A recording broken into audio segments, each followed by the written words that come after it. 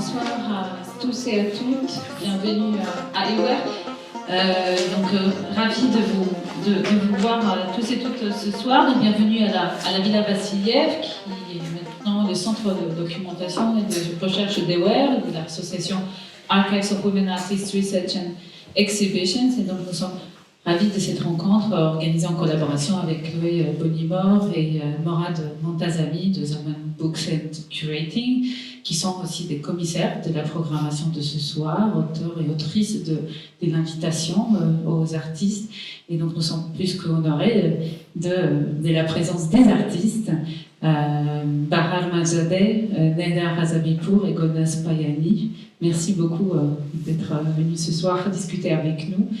Et nous allons peut-être vous dire quelques mots au sujet du cycle dans lequel cette rencontre s'inscrit.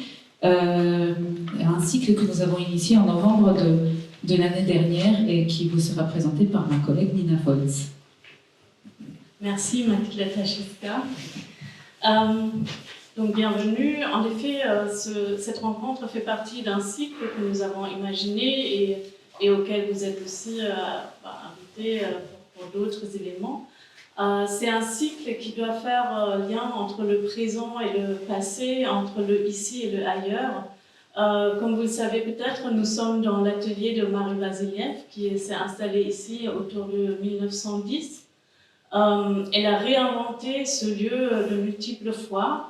Ça a été une cantine pendant la Première Guerre mondiale, ça a été aussi un lieu de rencontre, un lieu de travail, un lieu de fête et un lieu d'accueil d'artistes et de personnes venant un peu de partout. Donc ça, c'est un héritage qu'on revendique. Donc nous avons imaginé ce cycle.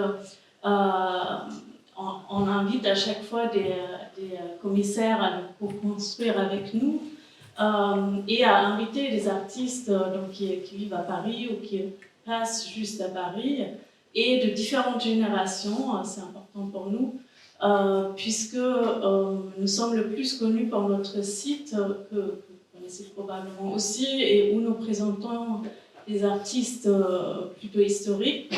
Donc ces rencontres, c'est aussi une façon de nous connecter à la création contemporaine et à l'actualité. Voilà. Et après la rencontre qui va durer à peu près 2 heures, il y aura un petit verre en bas. Que je remercie très chaleureusement pour leur présence, bravant le temps et l'espace en quelque sorte, et pour se retrouver donc comme vous vous en doutez tous, puisque vous êtes tous aussi au courant de l'actualité politique et aussi de la situation qui peut toucher l'Iran, en l'occurrence. Donc, ce soir, la discussion ne portera pas sur des sujets politiques en soi, puisqu'on est bien dans une association d'histoire de l'art des femmes, donc l'association OER, qui fait un travail remarquable sur la documentation des artistes femmes du monde entier, sans limite géographique. Donc ça, c'est déjà un travail assez colossal qui est réalisé par OER et qui donne encore plus de sens à notre collaboration. Donc, puisque je suis pour ma part Morad Montazami, le directeur de Zaman Books and Curating, donc cette plateforme éditoriale et curatoriale qui s'associe avec OER ce soir pour cette présentation et pour cette table ronde. Et que je suis également accompagné de ma collègue Chloé Bonimore, qui est ici avec nous, et qui m'a accompagné, qui m'a plus qu'accompagné, avec qui on a donc pensé et construit le programme. Avant de donner la parole à ma collègue Chloé, je dirais juste un petit mot sur le titre de cette séance, qui s'intitule « Sur un fil, oublier l'art contemporain iranien », entre guillemets, oublier l'art contemporain iranien, façon de parler. Sur un fil aussi parce que les artistes avec lesquels on va discuter ce soir travaillent ou vivent aussi sur un fil, à plusieurs sens du terme, et ça c'est peut-être quelque chose qui se dégagera naturellement de nos échanges sur leur travail. On peut être sur le fil, bien sûr, entre 2 pays, ou entre 2 espaces, ou entre 2 mondes, et on peut surtout être Et on peut surtout être, disons, aussi au-delà des frontières nationales ou géographiques. Donc, le titre « Oublier l'art contemporain iranien », c'est pas littéralement à prendre au pied de la lettre, mais c'est vrai qu'aujourd'hui, de plus en plus, les artistes iraniennes évoluent dans des espaces presque, je dirais, post-diasporiques, post-exil, où finalement le fait de vivre ou de travailler entre 2 ou 3 endroits n'est plus forcément une condition temporaire, mais une condition prolongée, de travailler de manière multisituée, transnationale, d'accueillir certaines ruptures et d'être capable de les subvertir, des ruptures personnelles, des ruptures émotionnelles, esthétiques, historiques.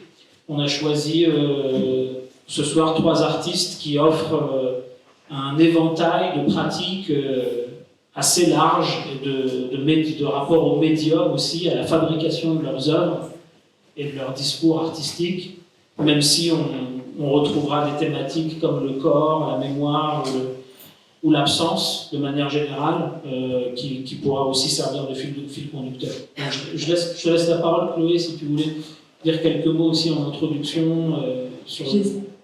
Je te laisse la parole. Ça marche. Merci. Merci Morad. Je pense qu'effectivement, il était très important à un moment donné ou à un autre qu'on réussisse à se réunir quelque part dans Paris avec une partie des artistes qu'on connaît, avec qui on travaille aussi, qui font partie d'une diaspora qui vit entre plusieurs lieux, comme Morad l'a si bien dit, et chez qui on retrouve des thématiques. Je pense que c'est aussi pour ça que c'était important de faire la programmation de films qui est au rez-de-chaussée, que vous aurez l'occasion d'aller voir peut-être après la conférence, parce que donc il y a une quinzaine de films d'une dizaine d'artistes qui sont dans le monde entier, aux États-Unis, en Iran, en Europe et ailleurs, et qui ont des références, des inspirations complètement différentes les unes des autres. Et pourtant, encore une fois, vous allez même le pressentir ou le remarquer, on retrouve dans chaque film ce fil autour de l'absence, du corps et de la mémoire.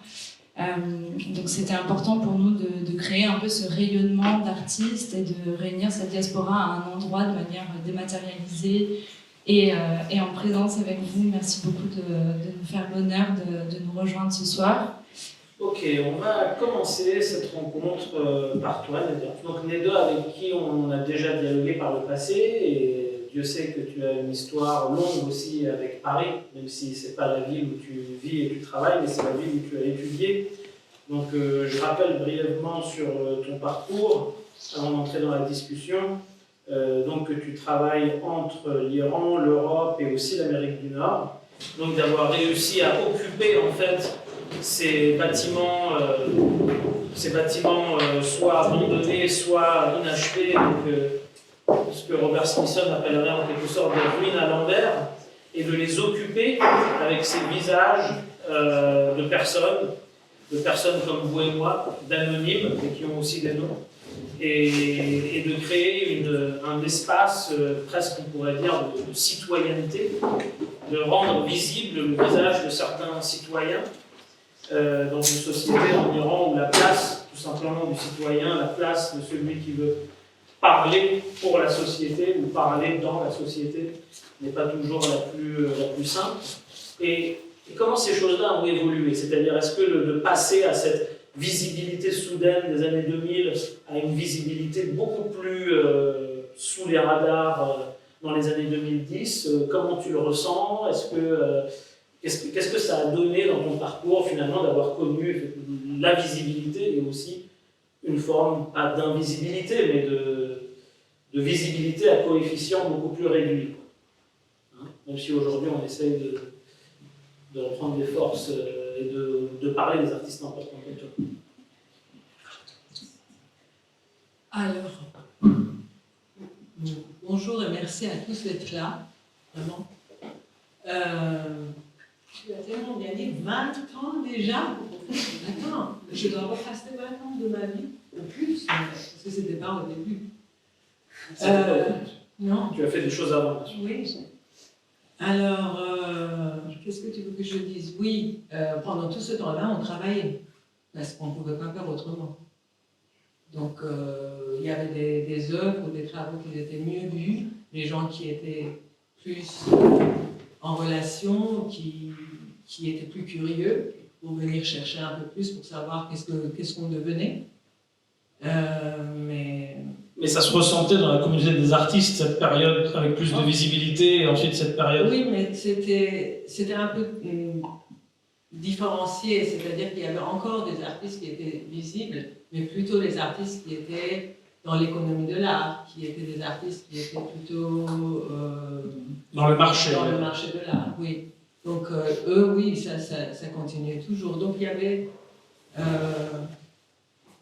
pour te dire, arriver très rapidement jusqu'à la fin, c'est qu'on a toujours travaillé et on a, entre nous, en Iran, avec les gens qui n'étaient pas forcément des gens du monde de l'art, cette œuvre montre bien qu'on a donné la parole et le visage aux citoyens normaux, là où sur les façades, ils n'avaient pas leur place, surtout dans un pays comme l'Iran. Et les façades sont occupées par d'autres types de visages. Oui, d'autres images, des héros ou des martyrs. Et c'était un peu le vis-à-vis, regard dans le regard, et, œil en œil, parce qu'il faut dire que juste à côté d'ici, il y avait un grand boulevard qui passait, donc les gens pouvaient voir cet immeuble qui était en train de se construire et qui était dans cet état-là pendant longtemps, dans leur voiture en passant. Ça, c'était une œuvre pour laquelle il avait, à l'époque, en 2003, qui était le président de la République? J'ai oublié. Donc c'était déjà... c'était encore Khatami. C'était encore Khatami, pas déjà Khatami. Et c'est un peu pour ça que ça s'est fait. Ça symbolise aussi cette période du mandat de Khatami qui était plus libéral, plus ouvert? On a eu l'autorisation de le faire, ce qui n'était pas facile à avoir, un peu grâce à cet espace un peu plus ouvert. Et justement, l'idée d'après, la proposition, parce qu'on a eu plusieurs propositions, l'installation qui le suivait, on n'a pas pu le faire parce que déjà, le président d'après, il était là. Ahmadinejad, il était à la mairie et ils n'ont pas accepté du tout, c'était un autre projet. Ouais. Mais juste pour dire très court, oui, on a travaillé pendant tout ce temps-là, et puis, mais pour dire la vérité, c'est que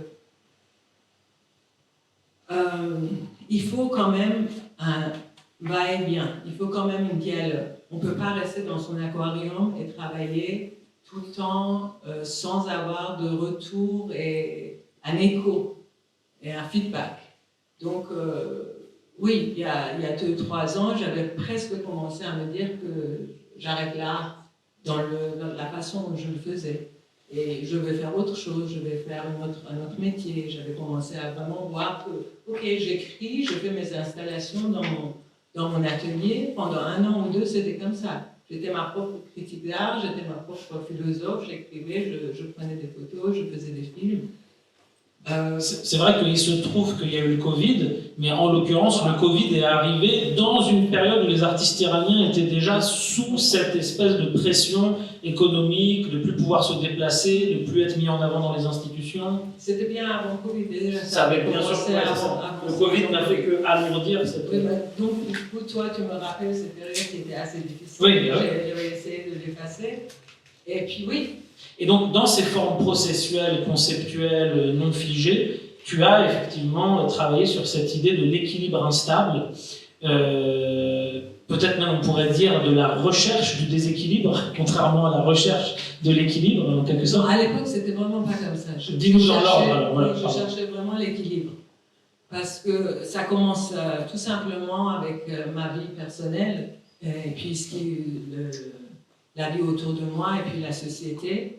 Souvent, ça commence comme ça, une idée de départ, une idée, je me dis, quelque part, c'est un peu ma thérapie personnelle, et comment je peux être utile à faire passer cette idée aux autres. Donc, oui, je voyais de plus en plus de déséquilibre, même, pas vraiment de déséquilibre, un certain équilibre vraiment instable, une instabilité dans toute notre vie de tous les jours. Alors, que ça soit la façon dont on vivait politiquement, socialement, dans les familles, et de plus en plus j'avais l'impression que ça rentrait dans notre DNA depuis longtemps. Et je voyais ça plutôt parmi les jeunes justement à cette époque-là. Les jeunes qui avaient une façon de vivre assez exagérée, je voyais ça, qu'ils allaient à l'extrême. Et je me demandais pourquoi il y avait cette force d'aller vraiment à l'extrême, tout ce que ça peut être autour de la drogue, de la vie, la vitesse de la vie et tous les relationnels. Et je me suis dit tout simplement peut-être que c'est après-coup de quelque chose. En fait, il y a une pression sociale, politique, traditionnelle, culturelle tellement forte que pour ne pas être abîmé, détruit, envahi, il faut donner une force de l'intérieur. J'ai eu une image comme ça. Alors, très simplement, je suis arrivée à l'idée d'équilibre instable, qui est à un moment très précis où nous sommes en équilibre. Ce n'est pas le chaos, et ce n'est pas la stabilité confortable. Mais c'est un moment, à tout moment, tu as l'impression que tu peux vaciller, tu peux tomber, Et ce n'était pas du tout quelque chose de sécurisant pour moi. Au contraire. Et je pensais que c'était pas, à l'époque, je pensais que c'était pas très créatif non plus, parce que c'est ce peur. Et j'en ai discuté avec des amis en France ou ailleurs, et je me suis rendu compte que cette instabilité, ce point d'équilibre instable, pour beaucoup de personnes à l'époque, en 2012, ces idées, j'ai commencé à les avoir en 2012. À l'époque, c'était, au contraire, c'était très créatif, c'était la vie. En dehors de ça, c'était la mort. Et je me suis dit, ok, on ne vit pas dans le même environnement, à mon avis. Et ça a commencé comme ça. Donc j'ai commencé à rechercher un peu là-dedans. J'ai commencé à faire cette première installation et performance avec cette idée de l'équilibre instable. Même si l'équilibre instable était déjà dans mon travail avant, mais moi, j'en étais pas consciente. Et à partir de là, j'ai commencé à faire des performances ou des installations, des œuvres qui se suivaient les uns après les autres et qui étaient comme une démarche de laboratoire. Jamais fini, toujours un étape pour le prochain étape. Voilà, donc il faut notamment préciser que dans cette installation performance, là, on n'a pas pu montrer toutes les photos de la performance, mais ça se déroule en public. En réalité, là, on ne le voit pas sur ces photos, mais il y a des gens tout autour qui sont assis, debout, qui se baladent dans la pièce, mais qui en même temps respectent ton espace dans lequel tu accumules, tu tries et tu redétruis à répétition. Donc c'était pendant 8 jours, voilà. De façon répétitive, un peu circulaire. Pendant à peu près 2 heures, 2 heures et demie, enfin il y avait une installation des objets de valeur, disons, de très bels objets. Certains venant de ma famille, et que je les ai disposés là, et en fait, pendant 2 heures, 2 heures et demie, je les nettoyais très attentivement, je les mettais dans l'armoire, je faisais comme une composition, et à un moment donné, l'armoire chavirait, et après, pendant 2 heures et demie, je travaillais avec des objets qui étaient ou cassés ou pas cassés, plus ou moins cassés. Et là, c'était ma décision de voir quel objet allait être comme une trash, comme un produit de résidus, et je les mettais dans un plateau pour être vendus de l'autre côté de la galerie, et lesquels seront en fait non remis dans un dispositif pour le lendemain. Je remettais l'armoire en place et le lendemain, ça recommençait. Et après, pendant 1 an, j'ai travaillé sur ces objets brisés. Et là, je suis arrivée à ce phénomène, enfin,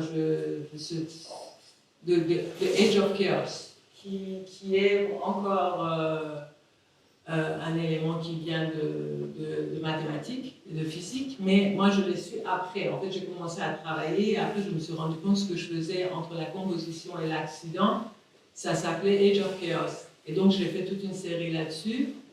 Tout en les faisant, je commençais à lire, donc je suis arrivée un peu par les recherches, après un peu surtout par les pratiques que je faisais, je suis arrivée petit à petit au fait que voilà, ce moment d'équilibre instable n'est pas forcément quelque chose de évitable, c'est pas forcément quelque chose dont on doit éviter et qu'on doit en avoir peur. C'est peut-être... Et c'est pour ça que j'avais brûlé une étape. Oui. Parce que tu n'as pas commencé par rechercher le déséquilibre. Tu nous as bien expliqué que ça passait d'abord par une recherche d'équilibre. En Et travaillant dans un deuxième temps, un an sur ces brisures, en essayant de recomposer une composition et de trouver la beauté de ce chaos, j'ai commencé à beaucoup réfléchir et après ces images que j'ai eu une résidence d'artiste à Jaspis, à Stockholm, et là j'ai commencé à faire une recherche murale, disons, une mapping. un mapping qui prend toute une pièce quasiment. Oui, qui a, pendant tout le temps de ma résidence, je travaillais là-dessus et je commençais à réfléchir sur ce état d'équilibre, de déséquilibre, de chaos et d'équilibre instable. Et c'était vraiment idéal parce que j'étais dans un pays où il y avait beaucoup plus d'ordre que de chaos à cette époque-là. Enfin, il commençait à avoir certaines arrivées d'immigration et tout ça, mais l'ordre était... On le sentait partout. Et du coup, j'ai commencé à trouver des liens entre cet extrême chaos et cet extrême ordre.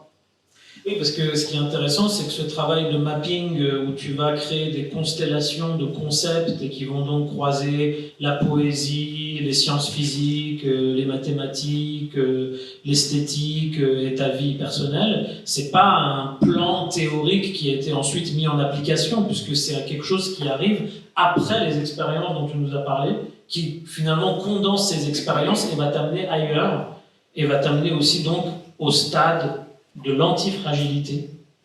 Des années plus tard. Des années plus tard. Toute une vie, en fait. Des années plus tard, parce que là, on n'était qu'en 2016. Et là, récemment, tu es arrivé à cette étape de l'antifragilité, notamment avec la performance que tu as donnée récemment dans la foire de Raziana, à Paris, il y a quelques mois. Pendant cette performance, tu étais un petit peu son ange gardien. On va voir que c'était une performance qui n'était pas sans risque, ou sans imprévu.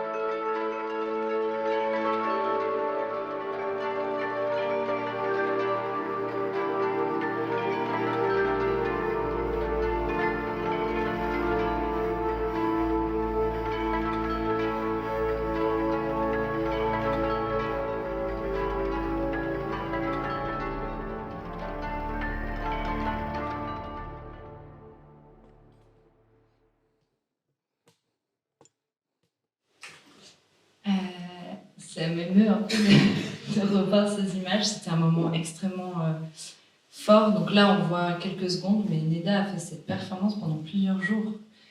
Donc ça a été un très long périple, je pense, dans ta pratique à Paris. Antifragility, c'est le terme utilisé par Nassim Taleb, qui est un mathématicien essayiste américain. Libanais.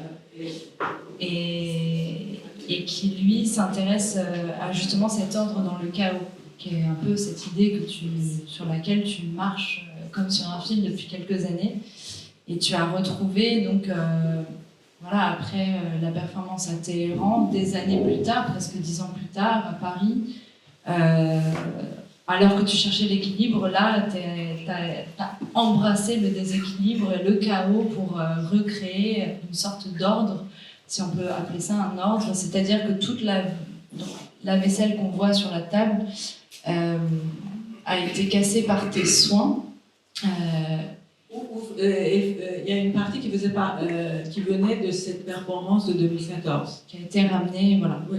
à cette occasion. Et pour la petite histoire, toi, tu es allé plonger tes mains dans ce tas de... de sculptures brisées. Donc, ce qu'on ne voit pas très bien dans la vidéo, c'est que tu as les mains pleines de sang. C'était quand même un moment douloureux, mais dans lequel tu as trouvé énormément de sérénité. Donc, tu tournais autour de cette table pendant des heures, et tu venais piocher certains objets que tu réorganisais avec des couleurs, des formes. Et donc on est arrivé à cette étape de l'antifragilité dans ton travail. Alors, en fait, oui, donc je dis c'est toute une vie. De passer de cet équilibre instable, de cette peur d'être à tout moment chaviré et tombé, à accepter et apprécier cet équilibre quand même un peu instable, c'est-à-dire que ça nous donne quelque part, je me suis rendu compte que ça me donnait une force de pouvoir être, le mot m'échappe, enfin ça viendra après, flexible, d'être flexible, ce que je ne trouvais pas quand j'étais justement dans cette société où tout était ordonné, où il n'y avait aucune flexibilité. Il y a plusieurs façons d'avoir des réactions, où on est fragile et on casse, où on est fort et on devient robuste, où on s'adapte et on devient résilient, ou autre chose. On en crée quelque chose, d'autre et on devient antifragile. Et on ne peut pas le savoir d'avance. Ça veut dire qu'on encaisse le choc, mais on en fait quelque chose en encaissant le choc. On en fait quelque chose, et puis quelque chose qu'on peut... Tout organisme vivant fait ça, en fait. On utilise ce choc. On l'utilise. Et la différence entre l'antifragilité, et là je vais finir parce que ça fait trop long, et l'antifragilité et les trois autres, c'est que l'antifragile aime et a besoin de chaos, de choc, de l'erreur. Ça le nourrit. C'est comme une flamme, a besoin d'oxygène et tout ça. C'est pas une machine. Et je pense que on peut juste faire un petit parallèle à ce qui se passe en ce moment dans le coup de la planète où on connaît très bien.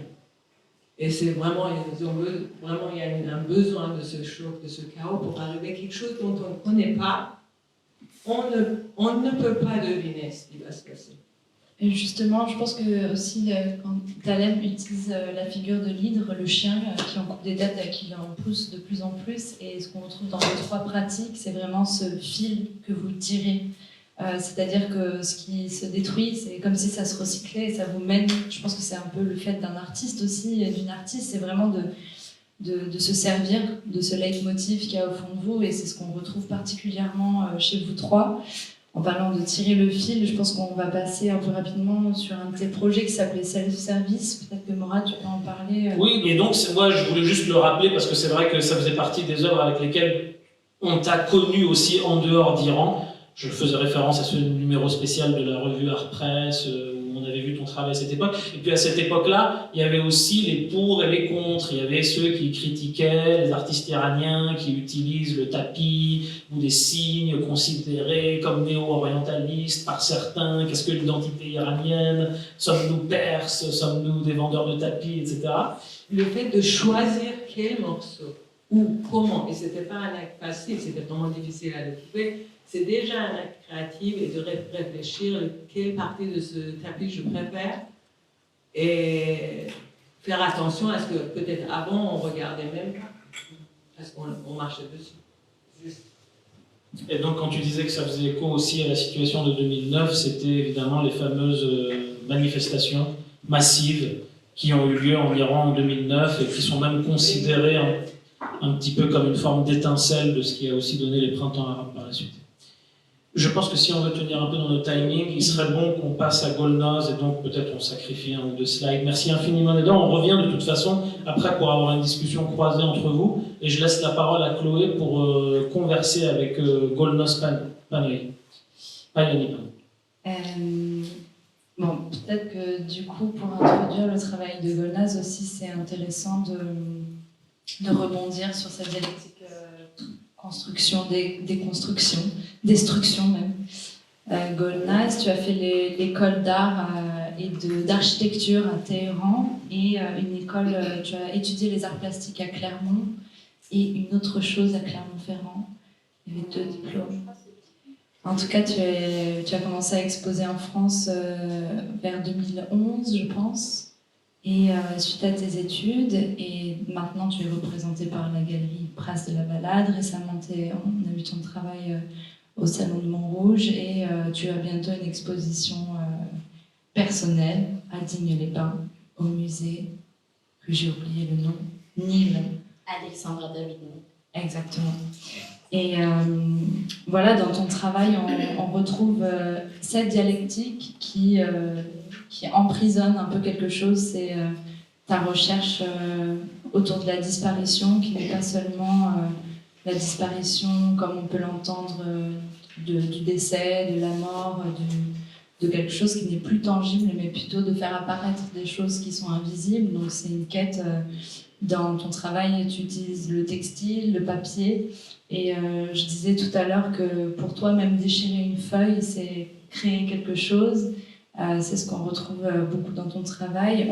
Du coup, pendant la foire où Neda a fait sa performance, on avait la chance à côté de voir une de tes dernières œuvres installée dans le hall de la foire. Donc, je vous la montre maintenant. Peut-être que tu peux nous en parler un peu et puis on continue après. Bonjour. Comme ça? Ouais. Oui. Déjà, je voudrais vous remercier pour l'invitation et pour l'accueil à Mourad et Chloé et Aver. Alors, pour parler de cette œuvre, c'est une œuvre que je l'ai montrée en octobre à Asiana, octobre 2022. Elle s'appelle Emportée par le vent. Je l'ai fait pour montrer mon soutien au mouvement iranien Femmes et Liberté. C'est une œuvre qui, un peu comme plusieurs autres œuvres, c'est fait par une technique de détissage. Dans mon travail, en fait, je travaille avec du tissu, je travaille aussi avec du papier, du plâtre, je fais aussi des vidéos. Mais pour ce soir, on va se concentrer sur mon travail de tissu, mais parce que aussi c'est le médium qui s'approche plus en plus à moi. En fait, je me sens plus en plus confortable avec le tissu.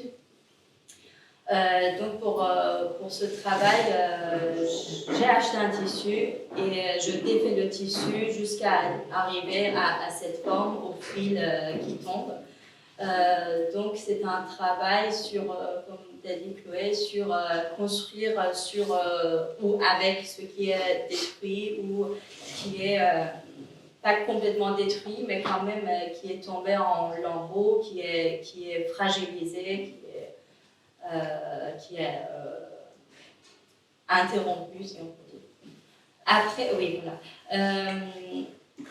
Je vais vous présenter plusieurs de mes œuvres, mais d'une manière un peu chronologique,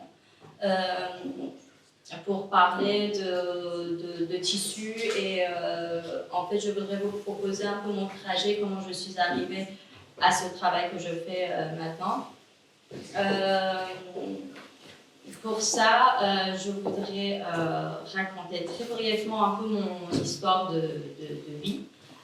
Je suis née en 86, pendant la guerre Iran-Irak.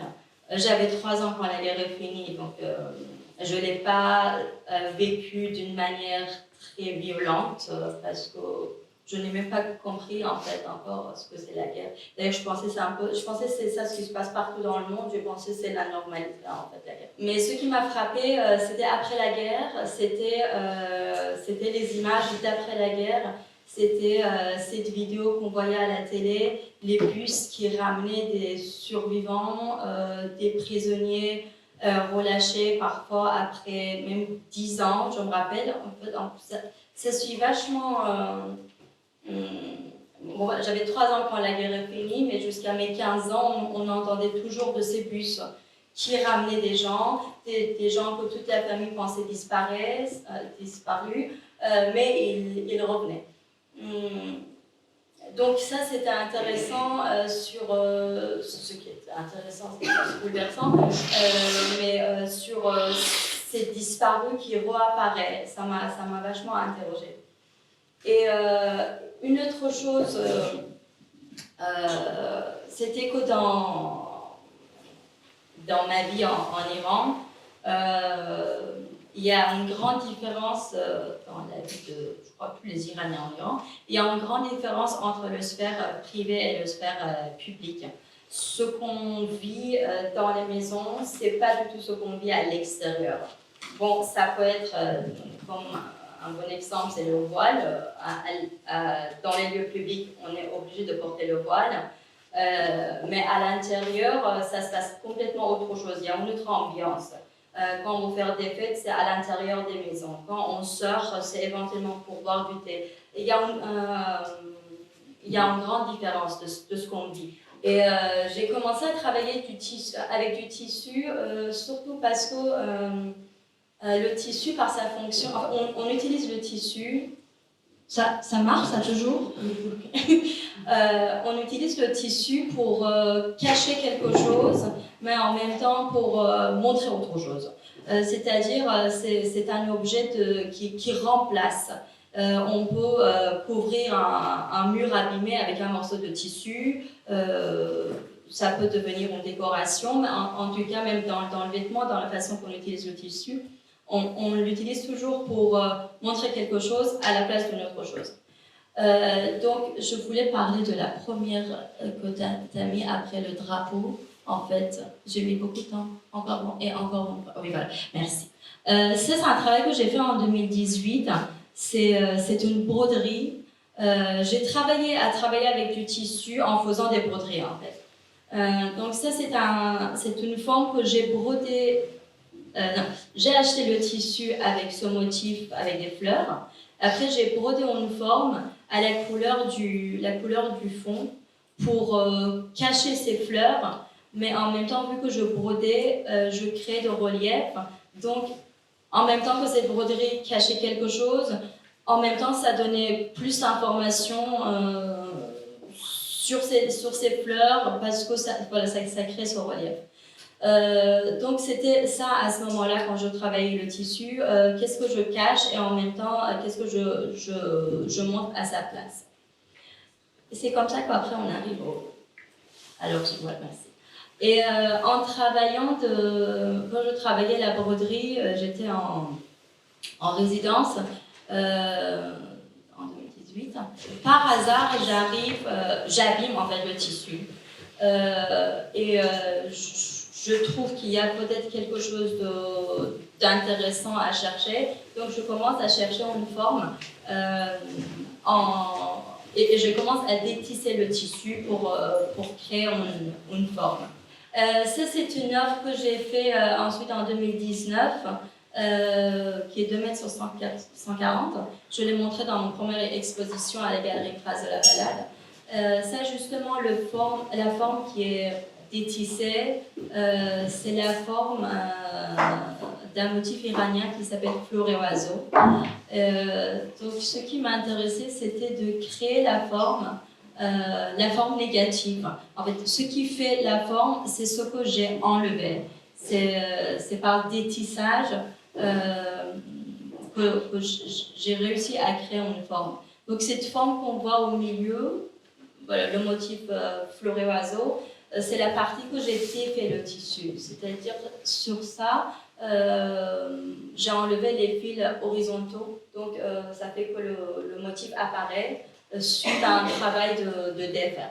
Et en fait, je comprends aussi que je suis... en fait, au départ, quand j'ai commencé à travailler le tissu, ce qui m'intéressait aussi, c'était l'idée de la disparition.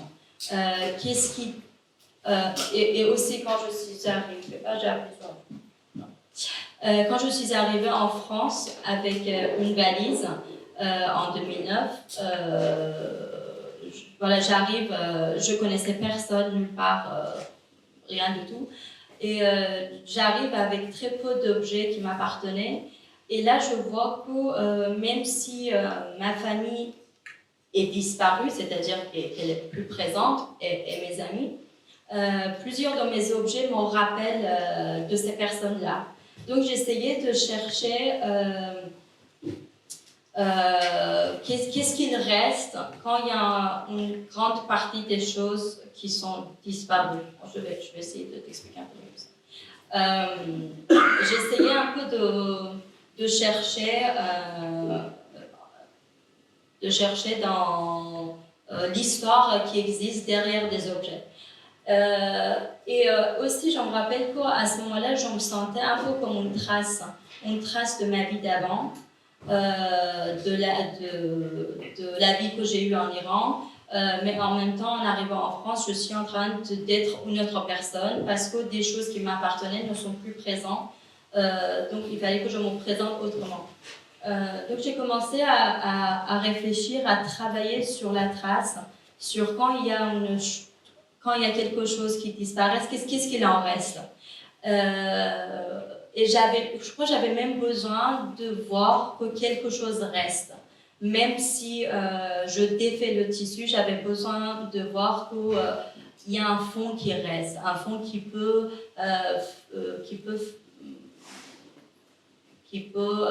rappeler le motif d'origine. J'ai essayé de trouver l'origine dans une trace, ou comment une trace garde en mémoire l'objet d'origine. Ce dont on se rend compte aussi, il y a un de tes films qui est projeté en bas sur cette femme qui est aussi à la trace d'un fils à travers des objets. Donc même dans ton film, ça c'est très palpable en fait, cette question de l'enquête, de vraiment, et puis comment transformer à partir des objets. Je pense que c'est quelque chose qui se ressent aussi, on en parlait tout à l'heure, dans cette double absence, c'est-à-dire être absent de son pays et être absent aussi quand on est ici parce qu'on pense à ailleurs, et d'être tout le temps dans une espèce d'oscillation comme ça. Et puis aussi, ce dont tu parles, c'est la transformation, c'est une sorte de métamorphose de la matière qui reste, et la créativité destructrice qui est cette idée de Malabou selon laquelle on transforme les choses même en les détruisant, et qu'en fait il reste toujours une matière, que pour faire une forme, que pour faire apparaître, notamment dans l'art, avec la terre, le tissu, le papier, il a fallu quelque part un déchet, quelque chose qu'on n'a pas voulu utiliser. Et c'est cette trace-là. Toi, tu recherches ce qui reste et comment le transformer, le magnifier, et presque en faire des sortes de reliques, finalement. Et c'est ça ce qui m'a vraiment intéressée, c'était trouver cette frontière entre le visible et l'invisible. L'objet qu'on voit, qui peut apparaître un objet très banal, qu'est-ce qu'il cache en soi? C'est quoi le côté invisible de cet objet-là? Et aussi, bien sûr, chez des gens, pas seulement des objets, mais tout ce qu'on peut, cette frontière entre le visible et l'invisible, où la tension entre l'apparition et la disparition, c'est des choses qui... Et puis c'est la réunion de ces objets finalement qui crée l'apparition du disparu. Enfin, il y a une sorte de chose qui se mobilise tout d'un coup dans cette pièce, dans le film, et comme dans tes sculptures et dans tes tissus. Oui. Et aussi, au fur et à mesure, j'ai compris que ce qu'il reste de tissu, c'est aussi ce qui reste visible dans un sens. C'est aussi le passage de mon corps et le temps que j'ai mis en travaillant ce tissu, ce travail. Parce que ça m'arrive assez souvent qu'on me demande combien de temps t'as mis, est-ce que ça t'a pris beaucoup de temps? Donc on voit le temps est dedans, la durée c'est dedans, et même le passage on peut imaginer moi au travail, mon geste au travail, mon corps au travail. Au fur et à mesure, je me suis intéressée aussi par ça, par la trace de mon corps et de passage de mon corps. Alors sur ce travail justement, c'était intéressant.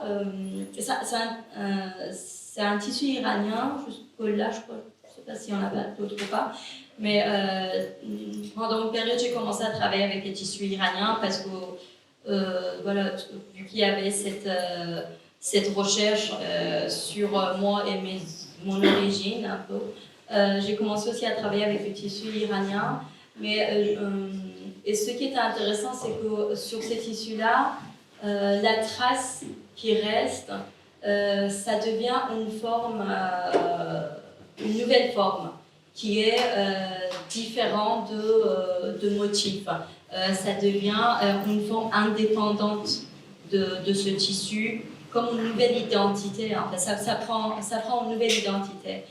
Il y a les mêmes couleurs que le couleur de tissu, mais la façon que ça crée la trace, la façon que la trace apparaît,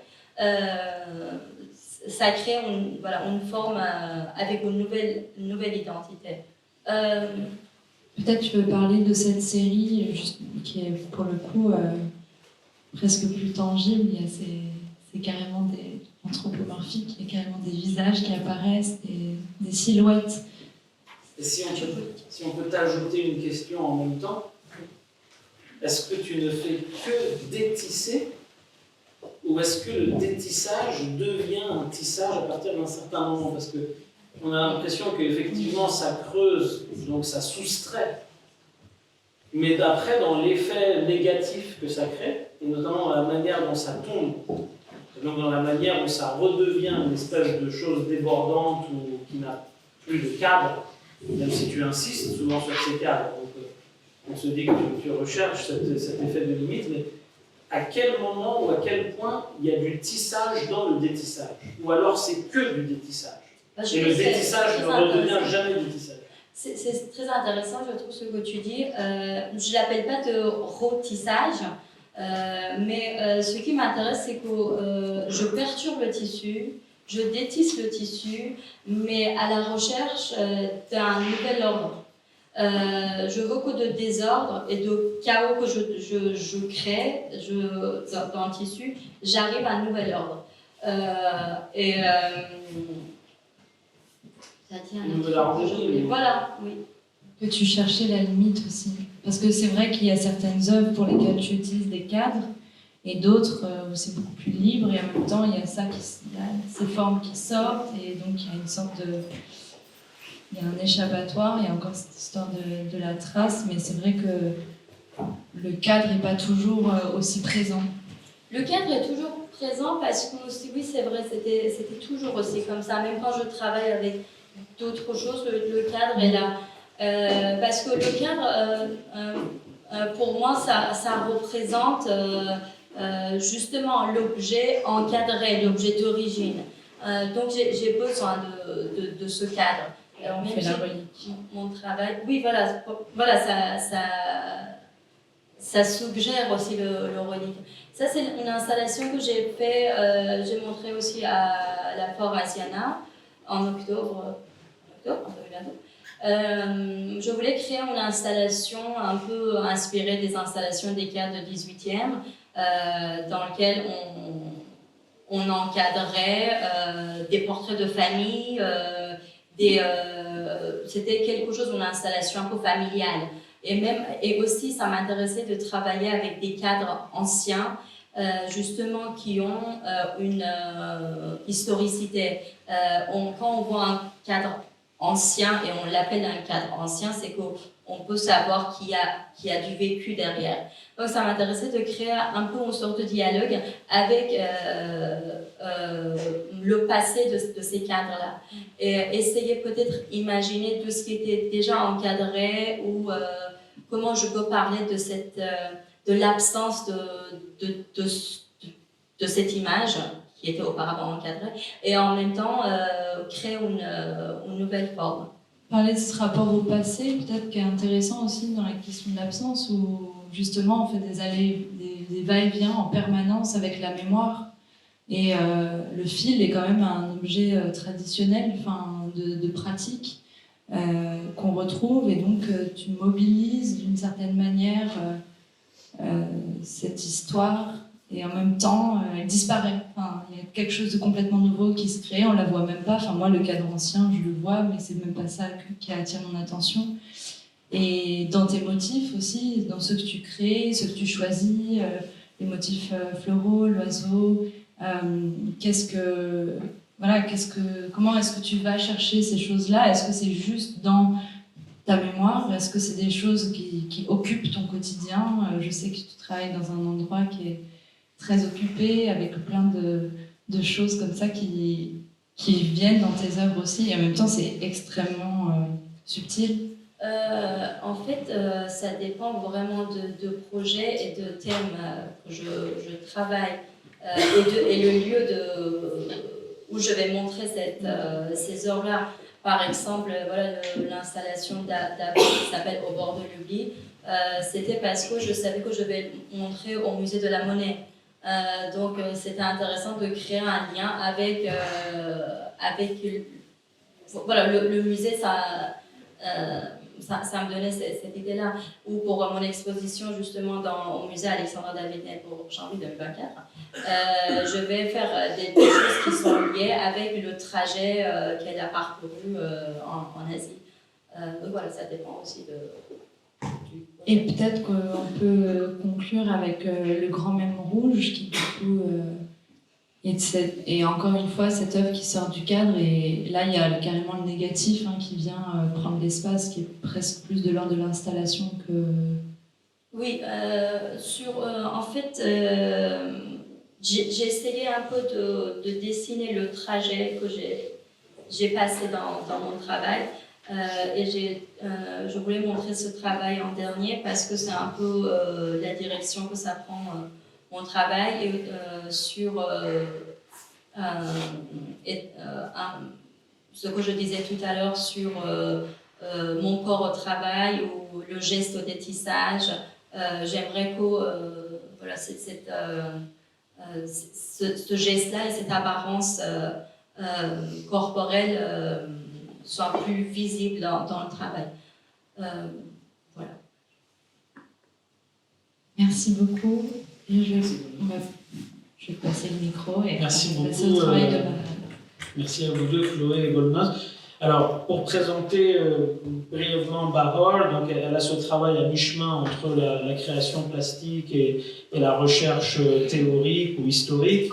La plupart de ses projets sont dans cette hybridité.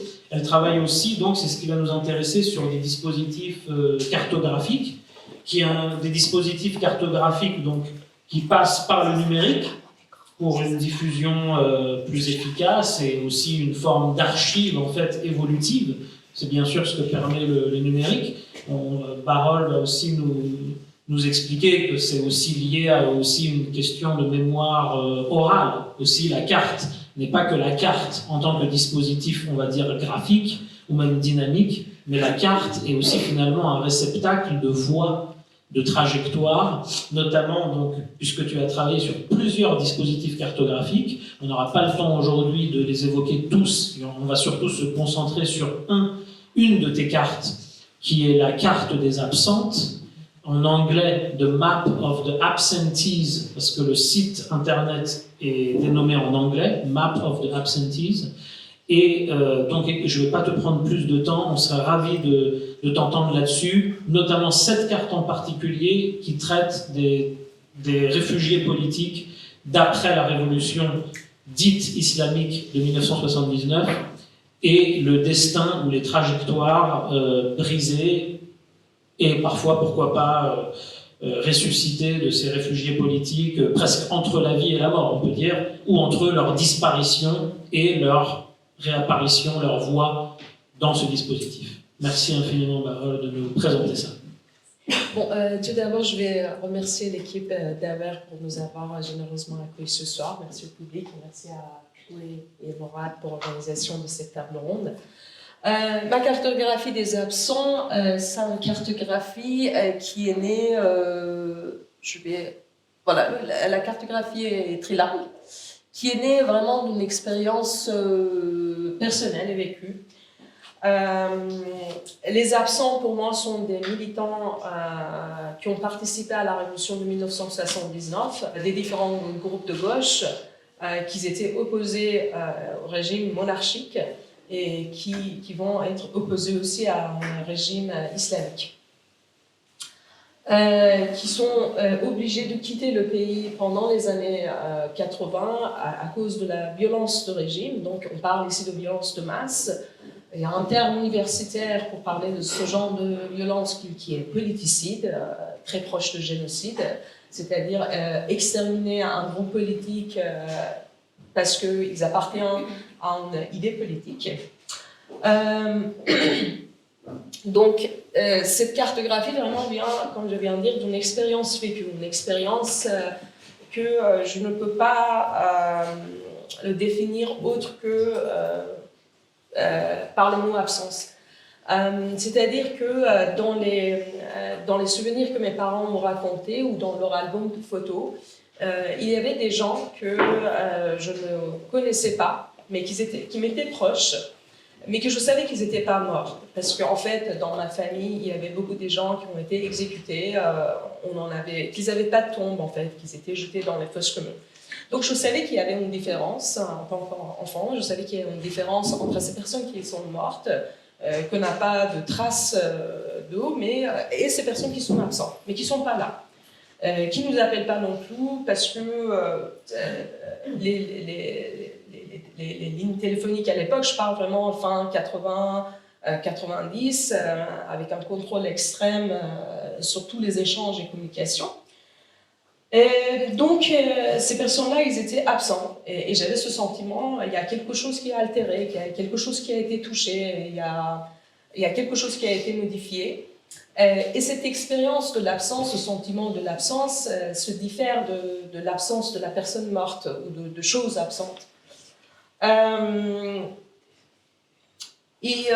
mes parents racontaient leurs souvenirs de ces personnes-là, ils parlaient des lieux, les lieux que je connaissais.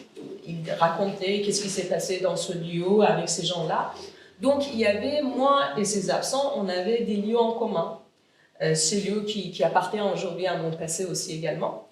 Mais par contre, c'était impossible d'imaginer ces personnes dans ces lieux-là, parce que tout a été modifié dans la ville, comme avait évoqué Neda. On sait que les villes ont été modifiées par les images des martyrs. Tout a été vraiment effacé. Pour vous donner juste un exemple, pour que vous sachiez à quel point vraiment les militants politiques étaient présents dans la rue.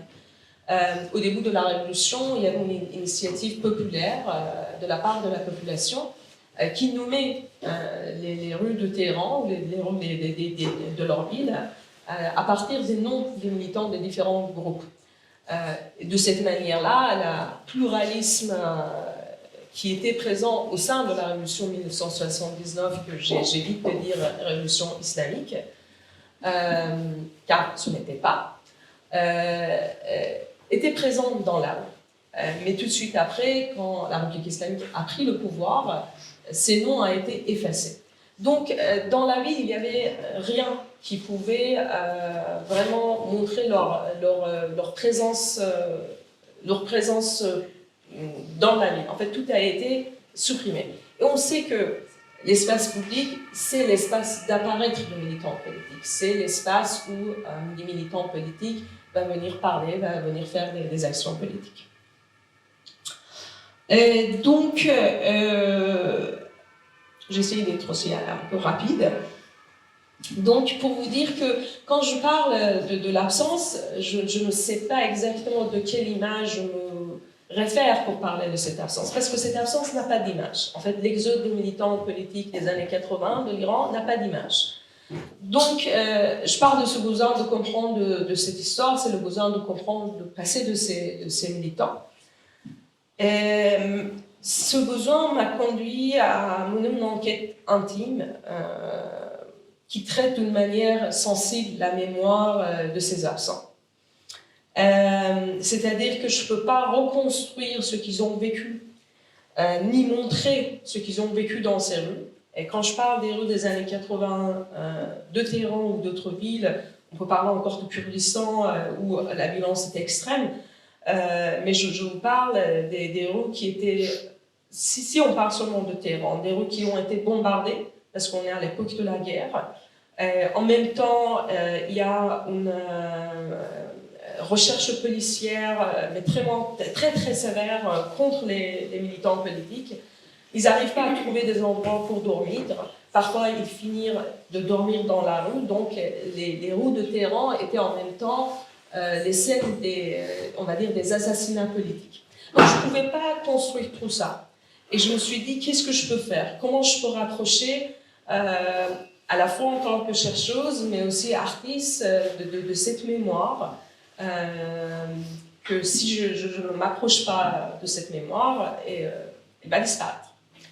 Et tout en sachant que les militants politiques des années 80, c'est ceux qui ont fait la révolution, c'est toujours un sujet très sensible en fait. J'ose dire, sont l'autre de l'histoire de l'Iran, sont l'autre de l'histoire de la révolution, répartis à travers le monde. 15 réfugiés politiques iraniens dont l'exil trouve son origine dans la destruction politique intervenue dans l'Iran post-révolutionnaire, ont participé à l'élaboration de cette carte. Ce sont celles et ceux qui conçoivent l'exil comme une prise de position politique, comme la poursuite d'une lutte, d'une résistance, aussi symbolique que soit-elle. Oui.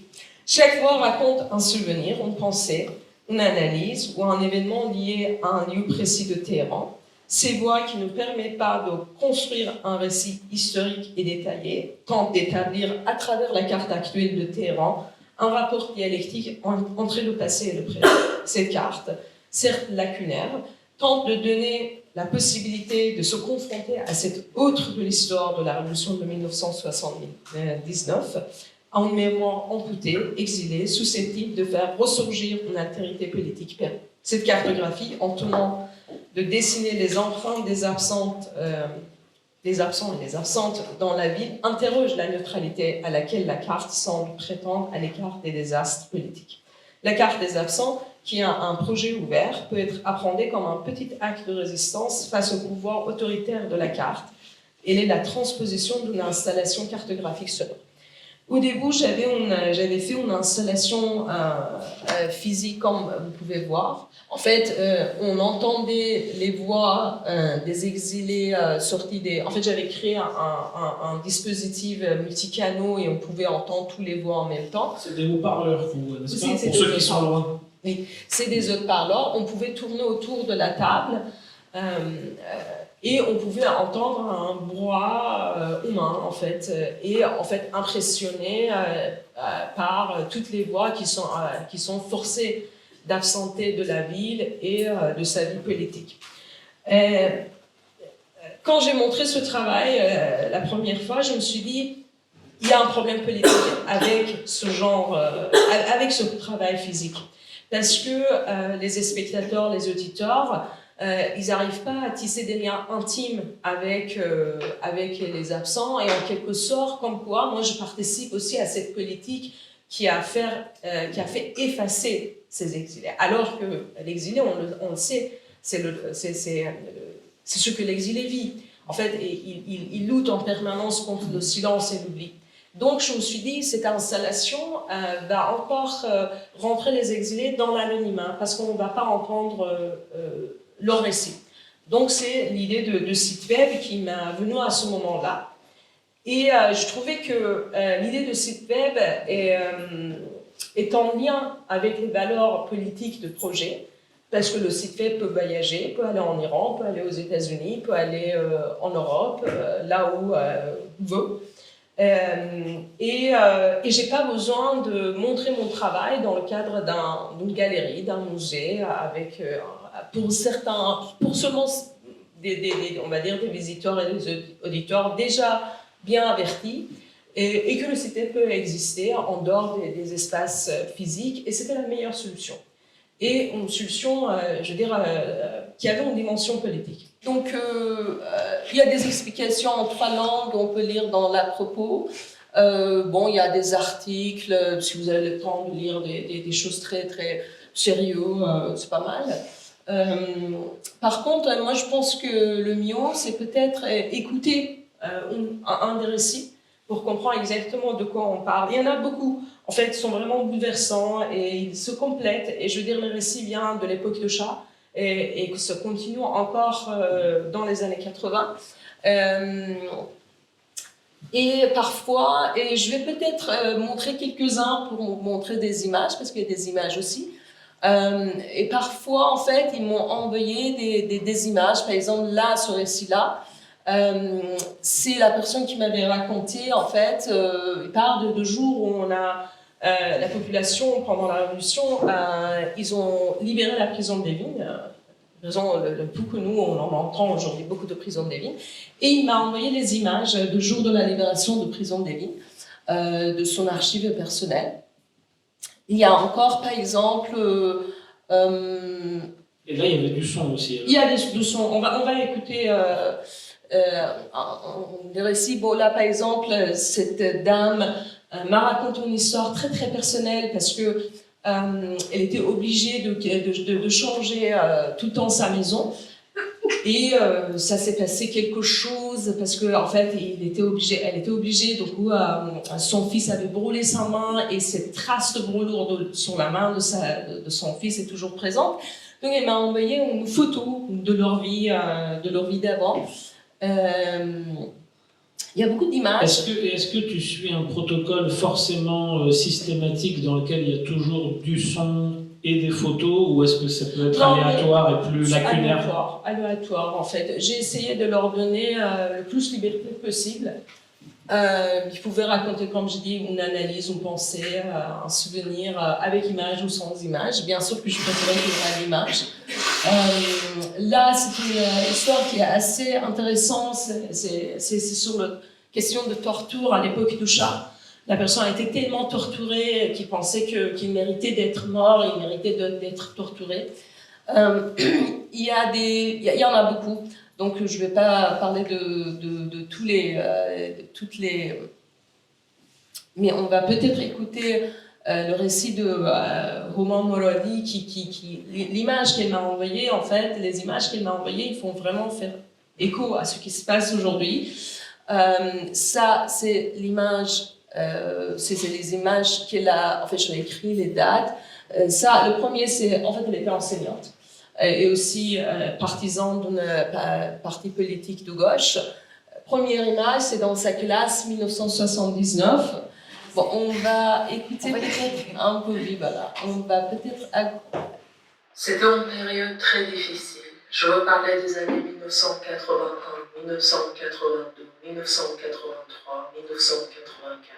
La pression sur nous augmentait toujours plus et toutes les personnes qui, durant cette période, ont mené une activité politique ont ressenti cette atmosphère qui, au-delà des enjeux politiques, nous atteignait dans notre chair.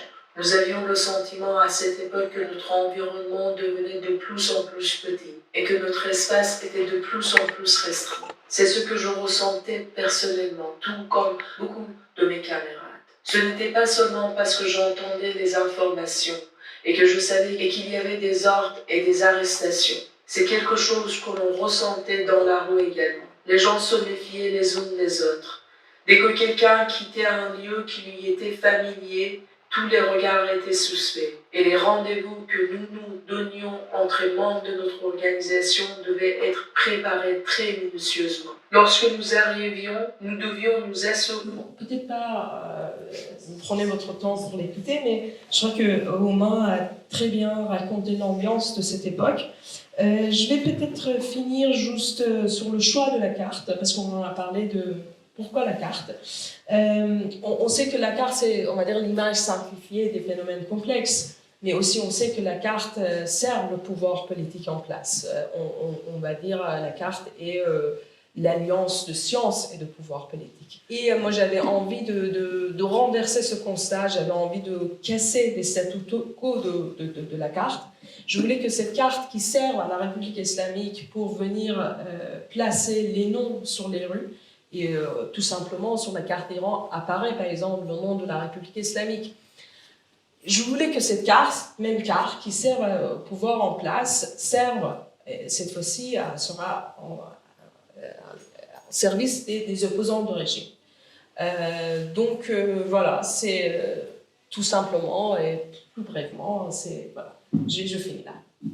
Merci infiniment, Barbara, merci beaucoup pour cette présentation qui forcément donne envie à tous de l'utiliser, donc de devenir pas des témoins, mais en tout cas de rentrer dans le dispositif de la carte et de partager en tout cas cet espace avec les témoins que tu as réunis.